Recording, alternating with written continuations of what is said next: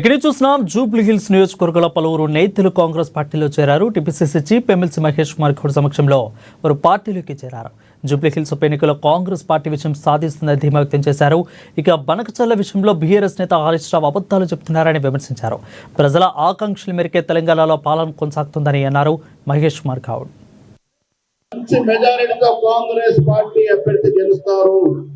రేవంత్ రెడ్డి గారు ప్రభుత్వం చేసిన అభివృద్ధి సంక్షేమ ఫలాలకి కృతజ్ఞతగా జూబ్లీస్ ప్రజలు గెలిపిస్తారని ఆశాభావం వ్యక్తం చేస్తా ఉన్నాం. ఈ హరీష్ రావు గారు బనకచర్ల విషయంలో ఆడిన అబద్ధం ఆడకుండా అబద్ధాలు ఆడుతా ఉన్నారు. గారు అసెంబ్లీకి రమ్మంటే ఫామ్ హౌస్ కి పరిగెత్తున్నారు. 4 ముక్కల ఆట నడుస్తా ఉంది టీఆర్ఎస్ పార్టీలో. నాయన ఒక దిక్కు, కొడుకు ఒక దిక్కు, అల్లుడు ఒక దిక్కు, బిడ్డ ఒక దిక్కు నడుస్తా ఉన్నారు. ప్రజలు గ్రహిస్తా ఉన్నారు. 10 ఏళ్లుగా ప్రజలతో అబద్ధాలాడి ప్రజల సొత్తును దోచుకొని ఇలా సొత్తును పంపడంలో తగాదాలు వస్తే ఇది రాజకీయాలు చేస్తా ఉన్నారు. తెలంగాణ ప్రజలన్నీ గ్రహిస్తా ఉన్నారు. టీఆర్ఎస్ పని అయిపోయింది.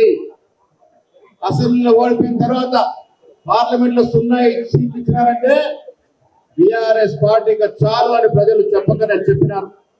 రేపు ఏ ఎన్నిక వచ్చినా టీఆర్ఎస్ రాజకీయ ముఖ చిత్రం ఉండదు కాక ఉండదు.